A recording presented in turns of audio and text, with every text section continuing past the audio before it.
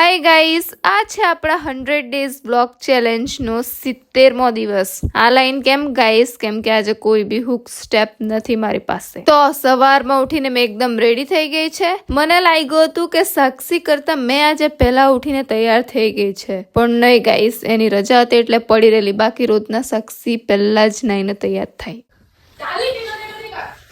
By boy boy boy boy boy bye ટીલું. Late થઈ ગયેલું છે એટલે અપેક્ષા છે કે ચિલ્લાતી છે તે. એક તો પોતે લેટ ને પાછી મારા પર ચિલ્લાઈ. હવે મોડા આવ્યા છે તો બી આ લોકો ઈકો નથી આવી હજી કે પછી છે ને મેં જ્યાં આવું ને હા મેં લેટ થઈ જશે પછી એ લોકો બધા આવે થોડીક વાર રાહ જોયા બાદ इको भी આવી ગઈ, પછી એ નીકળી ગઈ. उसके बाद मैं भी चली जॉब पे. मेरा रास्ता और उसका रास्ता अलग है गाइस. પછી સાંજે છૂટીને ઘરે આવતી હતી તો અચાનક આ નીચે નજર પડી. આ સ્ટ્રીટ લાઇટ ના લીધે આપણી પડછાઈ કેવી આગળ પાછળ થઈ મસ્ત. કમેન્ટમાં કહેજો કે કોણે કોણે નોટિસ કરેલી. મેં તો ભાઈ આજે નોટિસ કરી, સિરિયસલી કેટલી પાગલ મેં. उसके बाद मैं आ चुकी हूँ घर. હારા ઘરે આવીને તરફો ફોડું એમ કરેલું હતું તે તો હા નહીં, મારી મમ્મી ફોડીને પાણી બી પી મૂકેલું, ખાલી નારિયેળ કાઢીને મૂકી રાખેલું છે.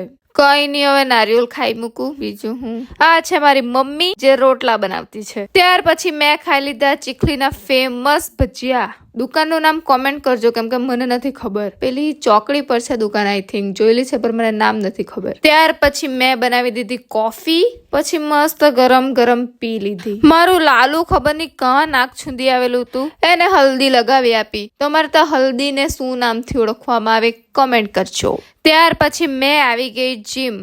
આજે મારું લેગ્સ એન્ડ શોલ્ડર હતું. ભાઈ સાહેબ, આ લેગ કર્લ એક્સરસાઇઝમાં તો મારે એકદમ ગૂસ બમ્સ આવી જાય, એકદમ શરીરમાં પંપારી જેવી ઊભી થઈ જાય. કોઈને થાય કે એવું કે મને જ થતું છે? થતું હશે ભાઈ બધાને જ.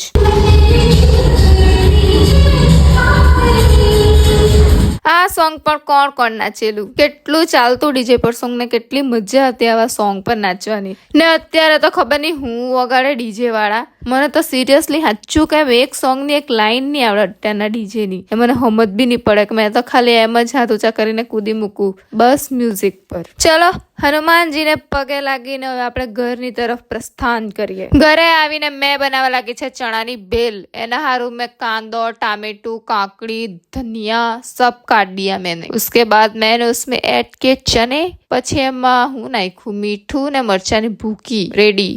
તે બી ખારું કરીને બેહી રહેલી હતી. બનાવતી હતી ત્યારે મારા બચ્ચા પગમાં ને પગમાં વીટાવા આવે. એકાદ દિવસ એ લોકો સુંડાઈ જવાના છે ને મેં બી પડીને સુંડાઈ જવાની છે. ત્યાર પછી મેં ખાવા બેસી ગઈ. મારી ટીલ્લુ જોઈ કે મારા ફત્તા આટા પીટી કરે ને ચોમી બી એ લોકોને બી હાથે ખાવાનું જોઈએ. પછી મેં એ લોકોને બી આપી દીધું હતું.